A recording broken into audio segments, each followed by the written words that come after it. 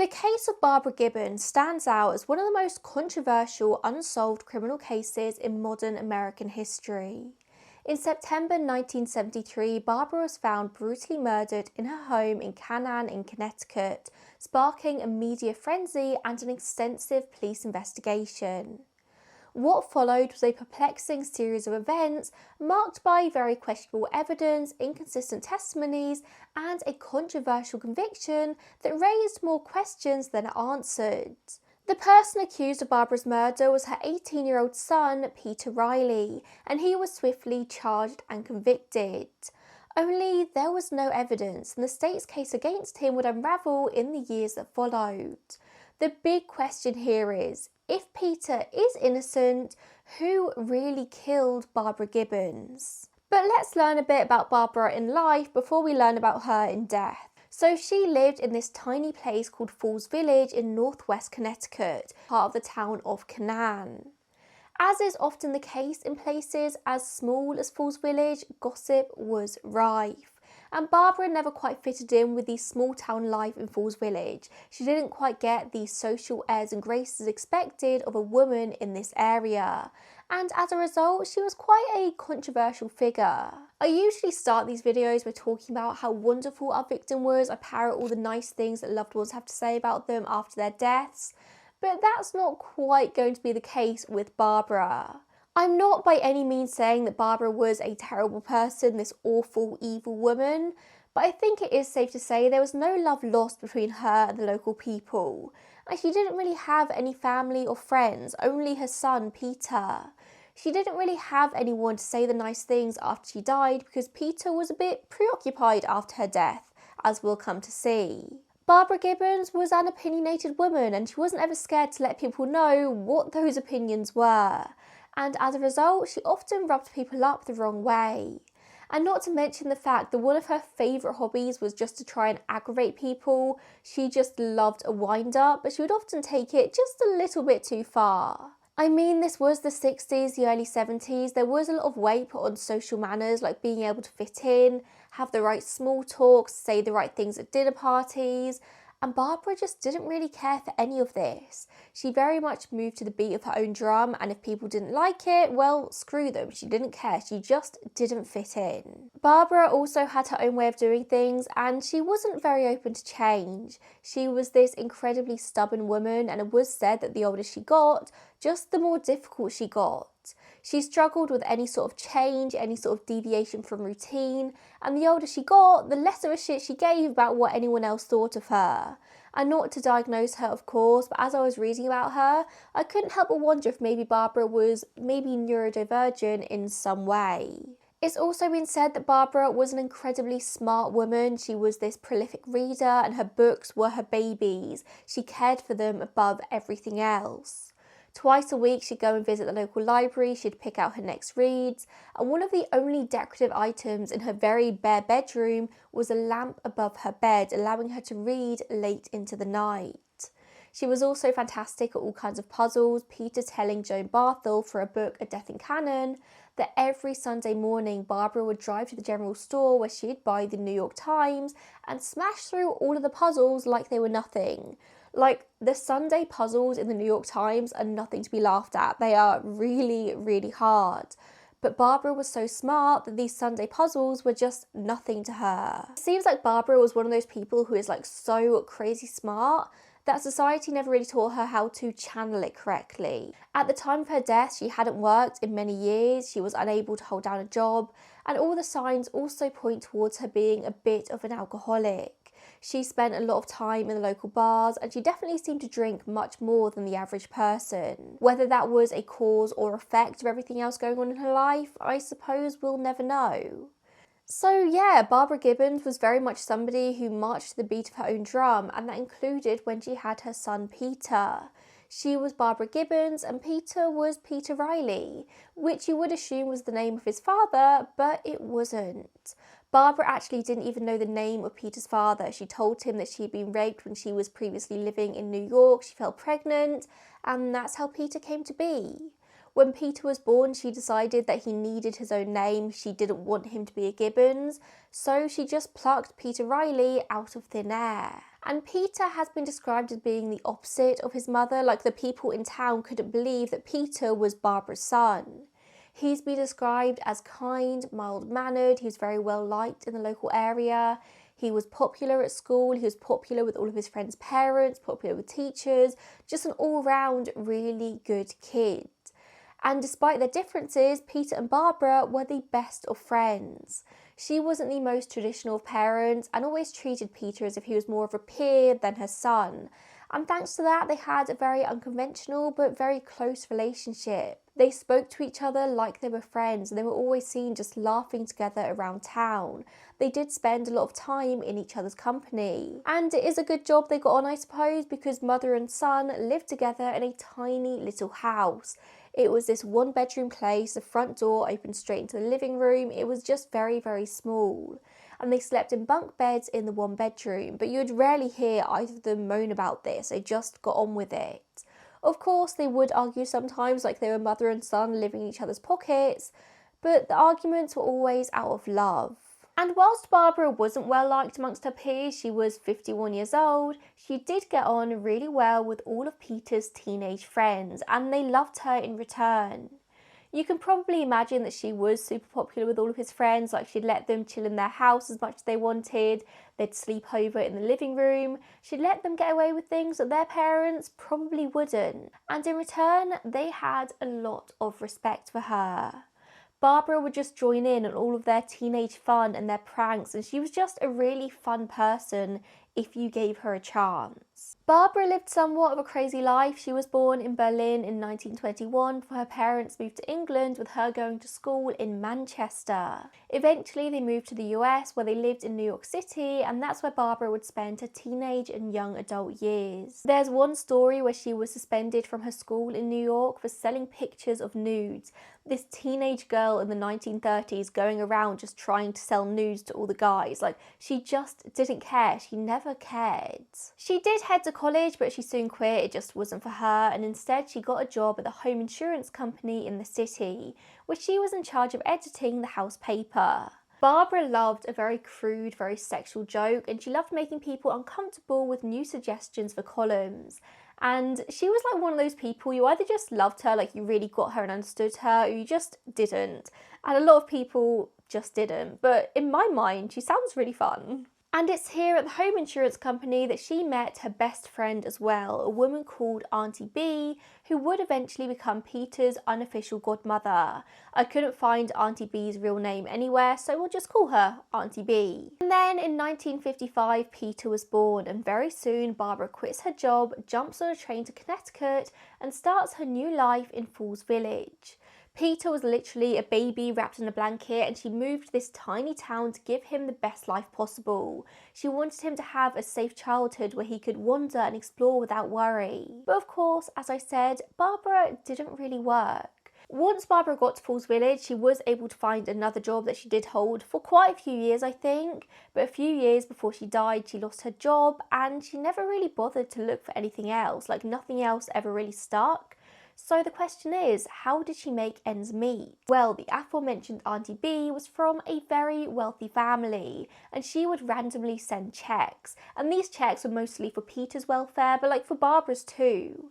And it seems like from letters between the two, Barbara and B, Auntie B was beginning to get a little bit sick of Barbara and her antics, how she always seemed to ask for money but never seemed to want to try and get a job herself. So in the weeks before her death, B sent Barbara a final letter saying that she wasn't going to be sending any more money. She was officially being cut off. In the final years before her death, Barbara very much seemed to be on a decline. She was drinking more, she was isolating herself more, she was getting more and more miserable, like just harder to be around. Her once beautiful looks, because she was really, really beautiful, had now faded away, and she spoke often about ending her own life. Rumours flew around town about her alleged promiscuity. Apparently different male cars were at her home every single night. But she did share a bedroom with her son, so I do question how true these rumours really were. I mean, Peter certainly never mentioned anything of this nature. All of which is a good background to bring us to the 28th September 1973, with Barbara being 51 years old and Peter 18. This was a Friday and Peter had spent the day at school before getting a lift home with his friend Jeff Maddow, whose family Peter was very, very close with. Like, the Maddows were probably the closest thing they had to family friends. But when Peter got home, Barbara was out, with it later transpiring that she'd been at the gas station and soon came home. That afternoon, mother and son played a game of gin rummy together. Barbara showed Peter a brand new wallet that she'd bought that very day, and then Jeff came back to the house. Him and Peter headed to the Shopwell market where Jeff was working to see if he was scheduled to work that weekend. He wasn't. And then they headed back to Jeff's house where the pair watched TV until dinner. Peter declined an invite to eat with the Maddows, and then together they drove back to Peter's house. And they were basically all over the place on this Friday night, but they had one more stop before they settled in for the evening, and that was a youth meeting at the church in Canaan. Whilst Jeff and Peter went together, they actually drove separately because Jeff didn't have enough gas to drop Peter back home afterwards, so they just drove in their own cars but followed each other. And when they set off, Barbara was just sat in front of the TV laughing away. She was very much alive. The church meeting ended around 9:30 p.m. and so Peter made his way back home, first of all dropping a friend, Joan, back at his house before going back to his own. And he called for his mum as he walked through the front door. Peter has always been very insistent this was around 9:50 p.m, which does match up with the timeline of the church meeting finishing at 9:30. But when Peter walked into the house and shouted for his mum, he was just greeted with silence. There was no response from Barbara. And then, as he walked into their shared bedroom, he saw a sight that no one ever wants to see. He saw his mother lying on the floor in a pool of blood. Her throat had been cut so deeply that her head was almost severed. But shockingly, Peter said he could still see some very shallow breaths. Barbara was alive, just about. Or at least that's what Peter thought. So upon finding his mother in such a way, the very first thing Peter thought to do was call his family friends, the Maddows. He'd only just left Jeff after the meeting, he knew that they were home, and he knew that they were the best people to help. Jeff's dad Mickey worked for the ambulance service, and within seconds Mickey was on his way to help, getting in contact with the other emergency services to join him. You might think it's suspicious that he called a friend instead of the authorities, but at this point in time in 1973, 911 wasn't universal. Many communities still didn't have access to it. It was only 6 months beforehand that the White House had encouraged a nationwide adoption of 911. So yeah, Peter didn't have 911 to call, he just called the best person he knew for the job, and that was Jeff's dad Mickey, the ambulance driver. All in all, Peter called 5 different people for help. The Maddows, Marion, told Peter to call his family doctor, so he got hold of that number and did that, but the doctor's wife answered the phone instead, saying that his doctor, Dr. Bourneman, was out of town, so his wife told him that he should call the emergency room. And this is where he spoke to a nurse, which is very important to remember, but we'll talk about that later in more detail. So the first person to arrive at the scene was Jeff, so his dad Mickey left the house first, but Mickey had to take a detour to go and get his ambulance, so Jeff just zoomed straight to Peter's side. By the time the first police officer arrived at the scene, Peter and Jeff were the only ones in the house. They had started to make space in the living room. They were moving all the furniture so a stretcher could get through, but they were ordered to stop by the officer when he arrived. Peter at this point thought his mother was still alive. He thought there was a chance that she could just be rushed off to hospital and survive. He didn't realise that she likely died soon after he called the authorities. Those shallow breaths he saw might have been her last, or she might have already been dead. But this does suggest that the attack on Barbara had maybe happened just mere moments before Peter arrived home. Perhaps he even disturbed the attacker as his car pulled up in the driveway. But the fact that Peter and Jeff moved all the furniture did mean that they had technically tampered with a crime scene, a murder scene. They weren't thinking of it that way, they just wanted to get the stretcher through. For the police, they saw it very differently. It would later transpire that Barbara had made a phone call to her doctor about a condition she had at around 9:30 p.m, which would have been around the same time that Peter left church. So that is solid proof that somebody outside the home spoke to Barbara at 9:30. She was alive at 9:30. Peter left the church around 9:30, dropped off his friend John, and then arrived home. He called the Maddows reporting what he'd found around 9:50 p.m. And that gives a 20-minute window here for somebody to break in and kill Barbara. That is really, really fast, especially for such a brutal scene. The question has always been, did Peter have time to be the one to kill his mother? And if so, what was the motive? As authorities started to arrive at the scene and it was realised that Barbara was dead, all attention started to turn to Peter. Immediately it was noted by the officers that Peter wasn't showing the kind of emotion you'd maybe expect from somebody in his situation. He wasn't crying, he wasn't panicking, he just seemed to have kind of switched off. In 2024 today, we'd perhaps know this to be a very normal trauma response. In stressful situations, people don't always react appropriately or how you'd expect. But in 1973, the police officers at the scene immediately decided that this was very suspicious behaviour. Sergeant Percy Sally arrived and straight away asked Peter to hold out his hand and open his shirt for a visual examination before taking him to the police car to take a statement. Once he's in the car, Peter's given his Miranda rights. You have the right to remain silent. Anything you say can and will be used against you in a court of law. You have the right to an attorney, etc., etc. And this is something usually only given to people once they've been arrested or as they're being arrested. And this is just mere minutes after the police have arrived at this scene. Straight away, within literal seconds, minutes, they have zoned in on Peter and decided that he must be responsible. But despite this, when he asked if he was being arrested, he was told no. He told the officer pretty much exactly what I've already shared with you in regards to the timeline of this night. After giving his statement, a lieutenant turned up and asked Peter to remove all of his clothes and hand them over, whilst his body was thoroughly searched. The lieutenant found no suspicious marks on his body, apart from maybe a slightly red knuckle. Shortly after 11 p.m, the medical examiner arrived and he officially announced Barbara dead at 11:45 p.m. Of course, she had been dead long before that, but that's just when her death was officially announced. She was cold to the touch, but rigor mortis had not yet set in. But her body wasn't removed from the scene until the authorities finished photographing and analysing the scene. And there were a lot of different officers there at that point, like experts in all different areas of crime investigation. The fingerprinting expert at the scene dusted for prints and very importantly found a fingerprint on the back door. It would later transpire, like much later transpire, that this fingerprint didn't match anyone at the scene. And this back door is a very important piece of the puzzle in this case because Peter was quick to point out to officers at the scene that it was very unusual that the back door was open. Him and Barbara very rarely used the back door. They chose to go in and out of the front door instead. Like I said, it was a very small house. They didn't use their backyard all that much, so they'd always just go in and out of the front. The fact that the back door was found not only unlocked but also wide open suggested that something untoward had gone on, like had somebody entered through the back door. And then a rogue fingerprint is found on it.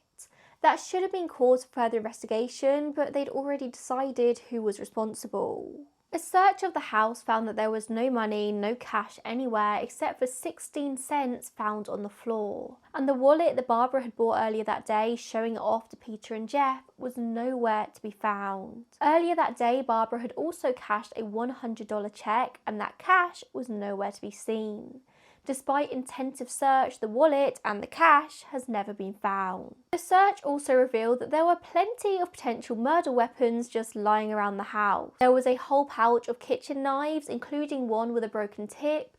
There were hunting knives, throwing knives, scissors, shears. There was even an ice pick and a machete found on the coat rack. And then there was a razor that Peter used when woodworking, and this was an old style razor with the blade that sort of like flipped out, and this was usually kept on the shelf in the living room closed, and that's where it was when the police found it. But much later on, this was hypothesised to be the murder weapon. So let's talk about the autopsy and the full state of Barbara's body when it was found. We know she had this deep slash across her throat, which was ultimately the cause of death, but her entire body was battered. She was found with her t-shirt pulled up to her neck and she was otherwise nude, with cuts on her bare stomach and stab wounds on her back. Her legs were spread, 3 of her ribs were found to be broken, her nose was broken, and so were both of her thigh bones. Do you know how much force it takes to break a thigh bone? It is the heaviest and strongest bone in the human body, and it takes something quite significant to crack it. Barbara also had contusions in her vagina. An unknown object was used to penetrate her, and this was just all round a brutal and vicious attack. It seemed to have a deep hatred behind it, like this real horrible violence. And strangely, her jeans and underpants were found lying next to her body, soaking wet. And not wet from all the blood, wet from water. Like how? Why? Had somebody tried to wash them and then just threw them next to her body? Had water somehow been involved in this fight? And this is something that's never been answered. I mean, they never really tried to answer it because they already knew who was responsible. Like, it was Peter, obviously. The Maddows told the police that they would happily take Peter back to their house that evening, knowing that he was going to need to be with them, like the closest thing he now had to family. However, the police said that they had to take him down to the station, to the barracks for questioning, and they just pop him back to theirs later. Of course, they did not do that. When Peter got to the barracks, he was immediately taken in for questioning. And you've got to remember that this was the early hours of Saturday morning. Peter had woken up at around 6 a.m. for school on the Friday morning. He hadn't eaten anything since lunch. He was tired, hungry, traumatised and disorientated, which aren't really the best conditions to be questioned under. By the time the questioning actually happens, it's around 6 a.m. That's 24 hours with no sleep. He's read his constitutional rights again, and once again Peter asks if he's being charged with anything, and he was told no. And then the questioning officer, a Sergeant Kelly, asked Peter to sign a waiver, in which it stated that he was willing to talk to the police without a lawyer present. Peter was never given the option to call a lawyer. He was 18, he was confused, his mum had been murdered, and so he signs it. He speaks to the police alone. And Peter is always somebody who respected authority. He had goals of becoming a state trooper himself. He was automatically inclined to trust the officers because he believed they were there to help him and figure out who had killed his mum. Peter was questioned for ages about everything in his life, and every question always sort of like came back to his relationship with Barbara. And then eventually he kind of clocked on to what was happening, and he asked for a polygraph test. He knew he was innocent, and he thought a polygraph would just help clear his name, put this issue to rest once and for all, and the police could actually focus on finding the person who was really responsible. But of course, that's not what happened. During the polygraph test, Sergeant Kelly asked multiple questions about Peter's timeline the night before, about whether or not he'd hurt his mother. And apparently the polygraph did show deception. As we've covered multiple times before though, polygraph tests are not to be trusted. They cannot be used today as evidence in court. Polygraphs test physiological reactions to being asked questions. So it's whether or not your heart rate increases or if you start to sweat. There's no way to actually definitively tell if somebody is lying or not. Polygraphs basically just test your stress levels. And being questioned as to your own mother's murder is a very stressful situation to be in. So Peter's test showed deception. It showed that he was lying, but it didn't. It just showed that he was stressed, which of course he was. Peter thought he was going to be able to pass this with flying colours, but afterwards he's told that they detected deception. And the officers sort of focused in on a couple of things in particular. They trapped him in words and confusing questions, saying that he said he was unsure whether or not he hurt his mother last night. Peter says, no, I didn't say that, but then he's told he did say that. He's told that he said a moment ago that he had doubt in his mind if he flew off the handle last night and didn't recollect. Basically, the officers convinced him that sometimes you can get mad about something, you can fly off the handle and then completely forget it. He was told they'd seen it time and time again in their career. It was something that happened to the human brain. Peter says that doesn't sound like him. He's never flown off the handle. He's a very calm person. But the questioner tells him there's always a first time. The questioning after the polygraph once again went on for hours, and Peter is repeatedly told by the officer that he definitely attacked his mother, he'd just forgotten about it. And so Peter says he wants to take another polygraph, to which they say no. He couldn't remember if he'd had a lapse of memory because, well, that's the nature of a lapse of memory. And he was told that a polygraph test can never be wrong, that the questioning officer, Sergeant Kelly, had never made a single mistake in 12 years in this job. Eventually, Peter's asked if there's any doubt in his mind that he hurt his mother, and he responds that the test has given him that doubt. And then Peter's told that they believe that he's a decent guy, that if he confesses, they're not going to lock him up and throw away the key, that he's clearly mentally ill, he just needs some help. When Peter tells them that he's not a cold-blooded killer, they tell him it's fine, he's just a guy with a problem. They told him that when he came home, his mum was nagging him constantly on his back. He was a man, he lost control, that was completely normal. They wore Peter down until he made confession, and then he signed it.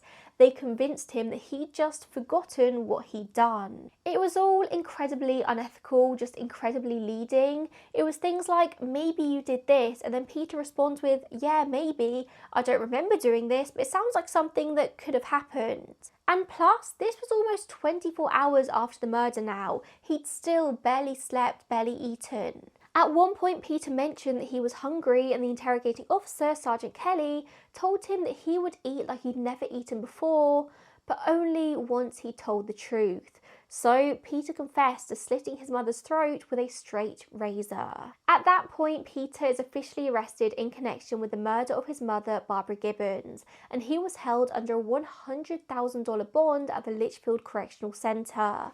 And everyone in the local community in Falls Village in Canaan was shocked, including Peter. Not long after leaving that interrogation room, after getting his thoughts in order, Peter recanted his confession in full. He'd been coerced, he was confused, but it didn't matter. It was too late. He'd already made it. Like I said, people back in Falls Village were shocked by what they were hearing about Peter, because whilst Barbara was certainly a very controversial figure and maybe not that well liked in the community, Peter was the complete opposite. He was polite, kind, always had a good word to say. He was never violent, he was never angry, and people knew how much he loved his mother despite all of her flaws. There was no way that Peter Riley was capable of murder, and such a brutal murder at that. And so the entire community rallied around him. Besides the confession, the police had no actual evidence against Peter. There was no blood on his clothes or on his body. He had no marks or bruises on his body consistent with such a brutal attack. There was no obvious motive. All they had, literally the only thing they had, was this confession. So now Peter's in prison, he's lost, he's confused, and he's chatting to another inmate who immediately realises that there's no way that this kid is a murderer. This inmate has seen all kinds of people come through those doors, but this kid, he's not a killer, he's just a teenager. And he tells Peter that he needs to get an attorney immediately, and together they go through the yellow pages and come across the name of Catherine Rohraback. Peter recognised the name from around town. He knew that she was a good lawyer and knew that that's who he wanted to represent him. So he got in contact with a good family friend back home, Jean Beligny, who he trusted as much as his own mother.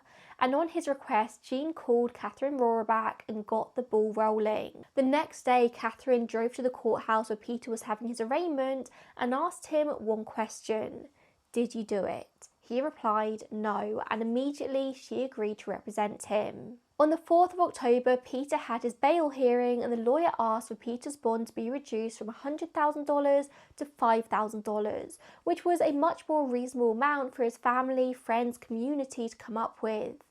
Peter had lost his mother, pretty much the only family he had, but the whole village was now behind him, and everyone was determined to get him out and get him home, either to the Belignys or to the Maddows. But this was 1973, when $100,000 was equivalent to more like $700,000 today, and that seemed like just this impossible amount for the community to raise.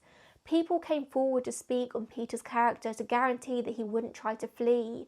There was the principal of his school, the local church leaders, and the judge did agree to half the bail amount to $50,000, which isn't quite $5,000, it's still a crazy amount of money, but it was much more doable than $100,000. And with that, Falls Village rallied. Family, friends, the Maddows and the Belignys led the charge, fundraising everything they could and establishing the Peter Riley Defence Committee. People in the community literally started remortgaging their houses so they could donate. There were bake sales, all kinds of sales, people donating whatever pennies they could. And it wasn't only for the bail fund either. Somehow Peter had to also pay for his lawyer's services, he had to pay for his defence. But Catherine Rohraback was actually so convinced of Peter's innocence that in the end she agreed to take this case on for just a tiny amount of money. Like, people believed in Peter so deeply, they believed in his innocence. People in Falls Village did so much to try and fundraise for Peter. They did everything they could. People donated any spare money they could.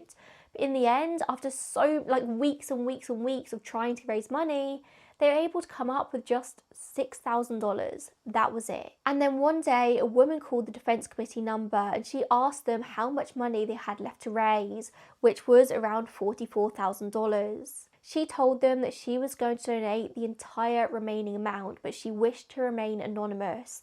And true to her word, she did. We still don't know who this woman was. All she said is that she hated to see miscarriages of justice. So Peter's bond was paid and he was able to leave jail whilst he awaited trial. He was able to return to finish his senior year of high school, which just sounds so insane, doesn't it? Like, he was awaiting trial for murder, his mother's murder, while sitting in maths class and geography class. He had to try and maintain a normal life because there was a chance that he was going to be able to come out of trial and be not guilty. So he had to try and finish school, but can you imagine? Can you imagine trying to do that? In the months between his release and trial, there were a lot of different hearings. Rohraback tried to get his confession dismissed as evidence because he was quite clearly coerced into giving it, but the judge refused. There was also a lot of question over the jury pool because Falls Village and Canaan was a very small place. Word of mouth travelled really fast and most people did believe in Peter's innocence. So it was very hard to find people to sit on this jury who had never heard of this case, who had no bias either way. So after lots of back and forth, lots of hearings, lots of bureaucracy, the trial finally began on the 1st of March 1974. And the lawyer for the prosecution was a man called John Bianchi, with Rohraback obviously representing Peter in the defence. On the first day of trial, on every day of the trial, the entire courtroom was just filled with media and people supporting Peter. Once again, the whole town turned out for him. Usually in trials like this, you have people coming to support the defence and you have people coming to support the prosecution as well. But the prosecution in this case, it was technically the state, but also it was Barbara. And everyone knew that Peter hadn't killed Barbara. Peter hadn't killed his own mum. Everyone was outraged at this, and people knew that Barbara would also be outraged at this. There wasn't the support on Barbara's side. There wasn't the people, apart from the investigators, vying for Peter to be found guilty.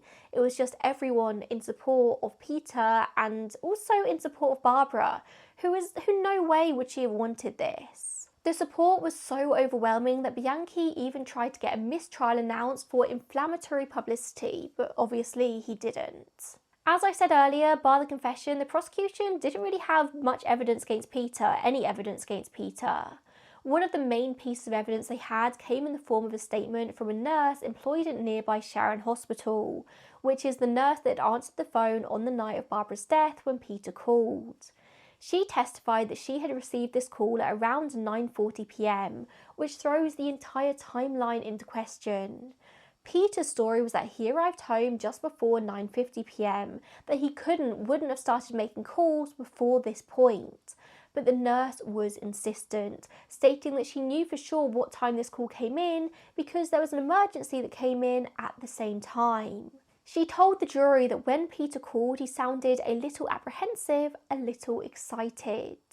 And she told him apparently on the phone that she would dispatch the ambulance and notify the state police immediately.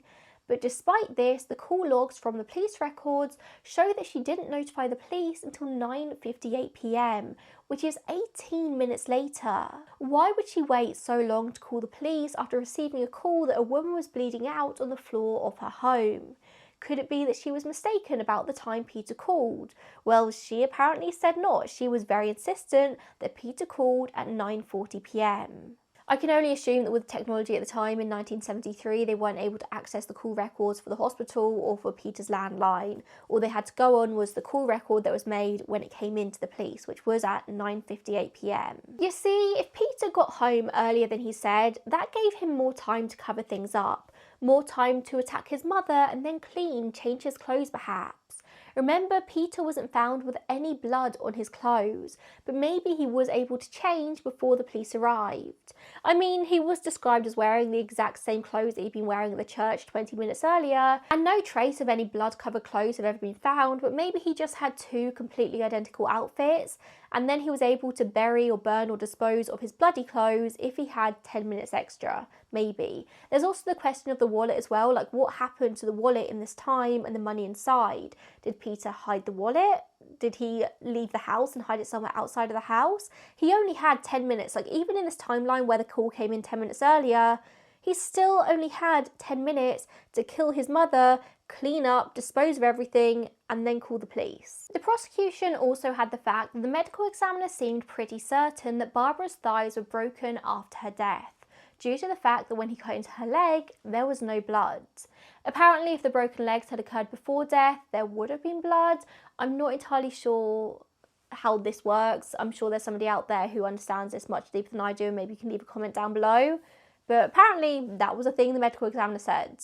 If Peter was telling the truth in that Barbara was still breathing, she was still alive just about when he made his calls, the only person that could have broken her thigh bones was him. Apparently he would have jumped on her body in a last cold act before help arrived and broke her thighs. So these were the main things the prosecution had against Peter, none of which on their own seemed that strong. And the defence, of course, also had their own witnesses, their own arguments.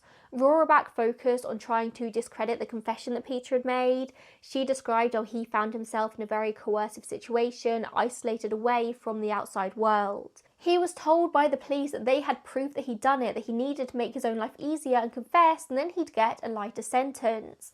And Rohraback really focused in on this, hoping that if this confession was dismissed by the jury, then the state had no case against Peter. But this was the 1970s, trying to make people understand the psychology behind this kind of coercion, the effects of the lack of sleep, the food, the isolation, was a very tall hill to climb. She was literally trying to raise these very deep-rooted constitutional issues within the framework of the American justice system, and it was just too much for your regular juror. At the end of the day, to them, when it came to the jurors and the judge, Peter had signed this confession and therefore it had to be taken into account. Seeing as this was, as I said, the 1970s, there was very limited forensic testing that could be done, but one thing that was looked at very closely was hair analysis. Barbara was found with a number of hairs in her clenched hands, which was sent out to Washington for comparisons to Peter's hair. The FBI found that in one hand there were brown head hairs of Caucasian origin, and in the other there was one blonde, several brown, and one dark brown hair of Caucasian origin. Two of the hairs in Barbara's hands had the same characteristic as Peter's hair, or at least somebody who had similar hair to Peter.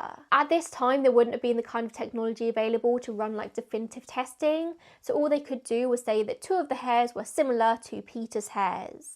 But you have got to remember also that Barbara and Peter shared a bedroom. She was found on the floor of that bedroom. I mean, after a few days of no hoovering, I have no doubt if I touched my bedroom floor, I'd quite easily pick up a couple of my wife's hairs. The big question should have been, who did the other hairs belong to? Not why did she have Peter's hairs? Rohraback did the best she could in court, but Bianchi was like a dog with a bone. He held no punches, he talked the defence's witnesses into circles, he made them say what he wanted the jury to hear. He'd cut people off at the right times, he'd get things struck from the records. Like, there was no denying that Bianchi was a really good prosecutor. Rohraback was also good, don't get me wrong, she did get the judge to strike the polygraph test from consideration, but this was very complicated as the polygraph is what led directly to the confession. And she also took a very maternal role over Peter. He was this lost 18-year-old, he was little more than a boy, whilst Bianchi was cold, she was very warm, which is a very good way to be in life, but not so much in court. It very much put this sort of not sour taste in the mind of the jury, but they saw her as weaker compared to Bianchi's strength.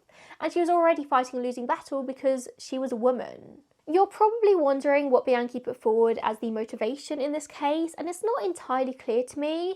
It does seem like he said that the mother and son had been arguing about the car that they shared, this soft-top Corvette, and they also put forward Barbara's drinking problems and the fact that Barbara had been drinking on the day of her death. When Peter got home, they said that apparently they had some kind of argument fueled by the drink, probably about the car because they did argue about the car a lot, and Peter lost it. That is all they had in terms of a motivation for this very brutal attack. On April 11th, 1974, after 7 weeks, the trial came to an end and the jury went off to reach their verdict. You'd think with a case like this it would take a while, maybe a few days, but it took them only 10 hours to come back. Peter Riley was found guilty of manslaughter in the first degree. It's reported that all of the colour drained from Peter's face because he didn't seem to be expecting that result. Sentencing was set for the 24th of May, where he was given 6 to 16 years in prison, and there was outrage in the community. It really does seem like the only people who thought Peter was truly guilty were the investigators, Bianchi, and now the jury.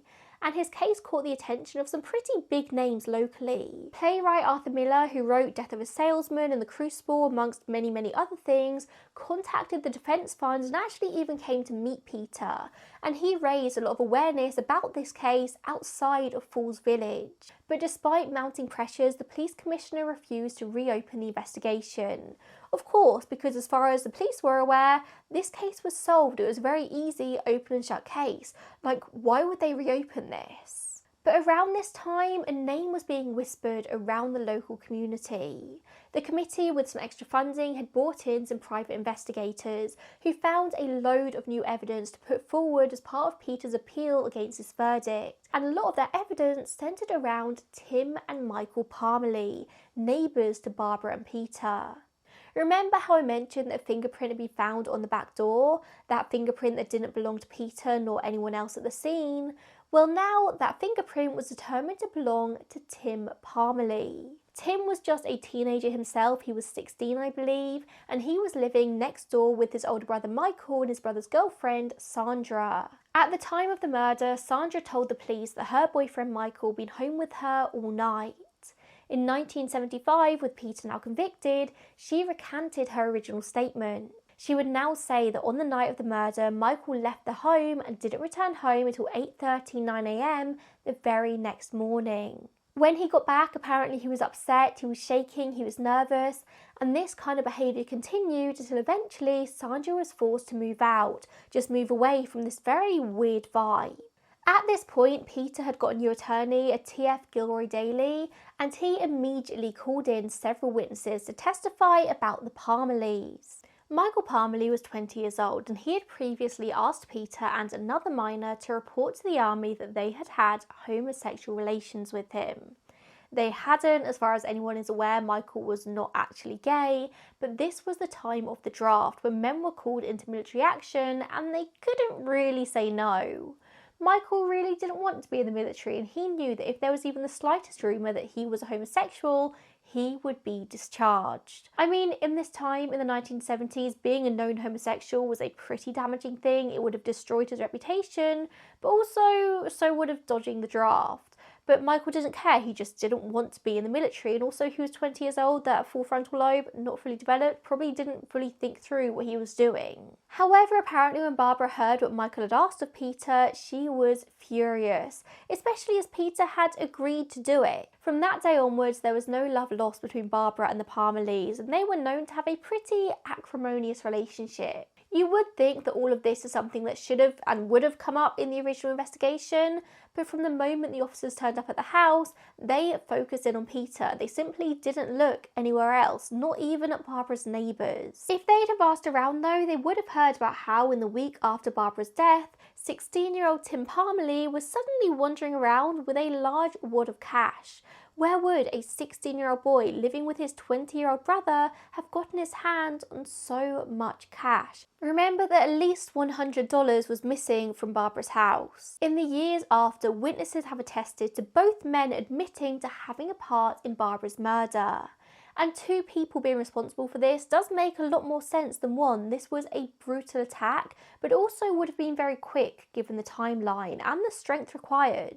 Tim and Michael Parmalee were invited into their own lie detector test, and Peter was finally also allowed to take a second one, and all three passed. And then a man called Dr. Milton Halpern came onto this case at the request of Arthur Miller. He was an expert in forensic pathology, an expert at determining how deaths happen. With Dr. Halpern now on board, the new evidence against the Parmalees, just generally a lot of new knowledge in the case, the new attorney filed another motion asking for a new trial, which was allowed in March 1976 by the same judge who had presided over the first. And John Bianchi leapt to the opportunity to represent the state once again, to prosecute Peter. But even with a second trial being approved, people didn't have that much hope. At the end of the day, Peter still confessed. It was really hard to argue against that. But the new evidence proved pretty compelling, and there were also new witnesses, such as a state trooper and his wife, who testified that they had seen Peter driving his car back home at the same time that Barbara would have been being attacked. This corroborated that Peter had left the church at the time he said he did, and therefore he couldn't have had time to kill his mother and make the calls at 9:50 p.m. Now, this information was found in the files of the original prosecutor and was found to have been withheld from the defence, so Catherine Rohraback never even had a chance to call this trooper in as a witness in the original trial. She didn't have all of the information that she needed to fight Peter's case, and having a state trooper come and stand at trial and say that they saw Peter, well, that's a very good person to have standing up for him. And more evidence continued to come out confirming that the calls were made at 9:50 p.m, that the nurse from the original trial must have been mistaken. Marion Maddow recalled receiving Peter's phone call as she was watching a movie on CBS. She recalled exactly what scene was on the TV at the time this call came in. And so the new team contacted CBS to confirm exactly what time that scene would have been airing, and it was 9:50 p.m. In something which probably should have been done in the first trial, an expert called Dr. Herbert Spiegel was called in to talk about the psychology behind false confessions, why somebody like Peter Riley could be led to confess to murder. He explained in very simple terms to the jury about how after so many hours of questioning, it becomes very hard to distinguish between a statement and a question, how easily the brain can be misled. Spiegel also spoke about Peter's psychology in general because whilst of course the confession here was a huge deal, there was also a lot of focus on how he hadn't reacted normally upon finding his mother dead, how he wasn't upset or shaken. Dr. Spiegel said that Peter had low self-esteem after spending many hours talking with him, and he said it's very normal for people with this level of self-esteem to not show outward emotion, to not cry.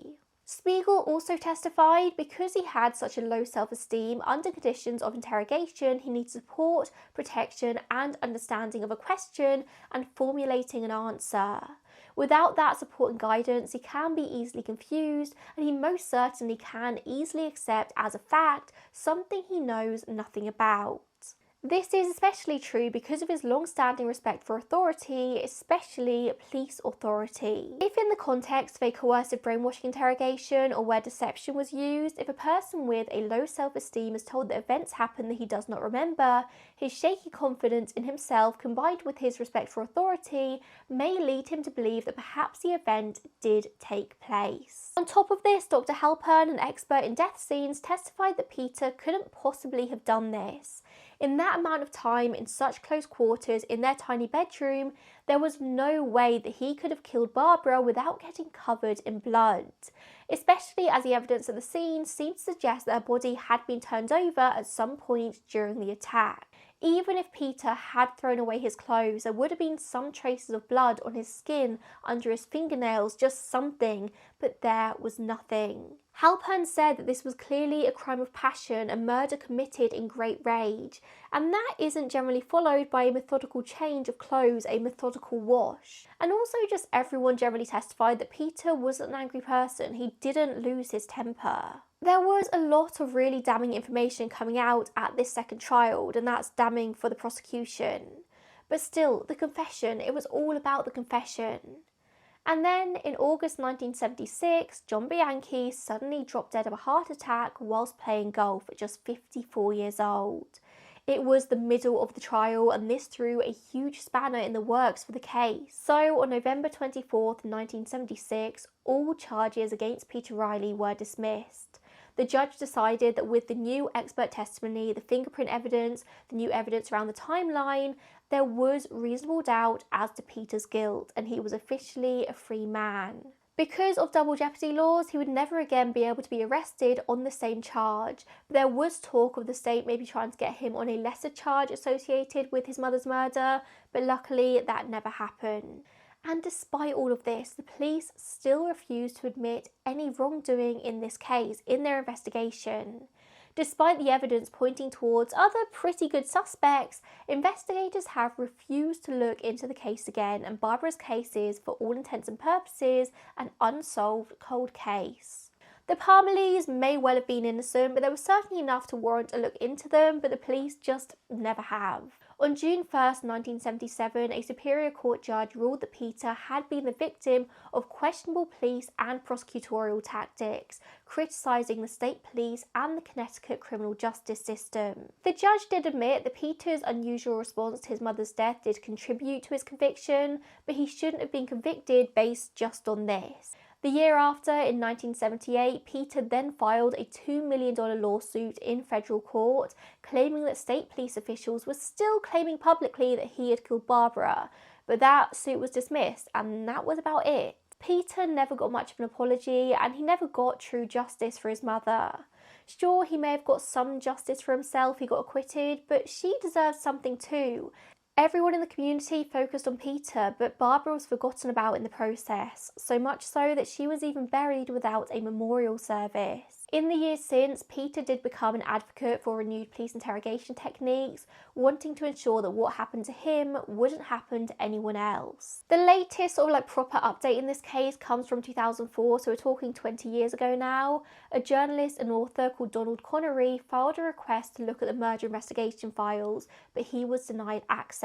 The state police said in one response he couldn't have them because it was still an open case, but another said the files no longer existed. Connery literally took this to a hearing to get his hands on the files, only to be told that they'd been erased. Unwilling to accept this, they turned to the Freedom of Information Commission, and miraculously, the files suddenly appeared, and they were turned over to Connery and Peter Riley in 2005. But nothing much came of this in terms of any new evidence or any new investigation. They just had the files.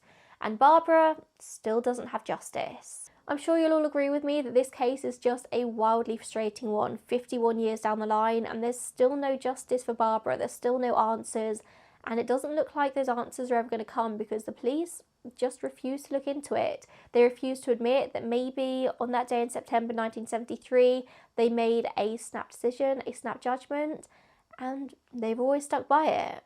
Thank you so much for tuning in today. If you like what I'm doing here on my channel, then please don't forget to show your support in any way you can. Give this video a thumbs up, leave a comment down below. You can even subscribe if you want to. And I will see you in the next one. Bye guys.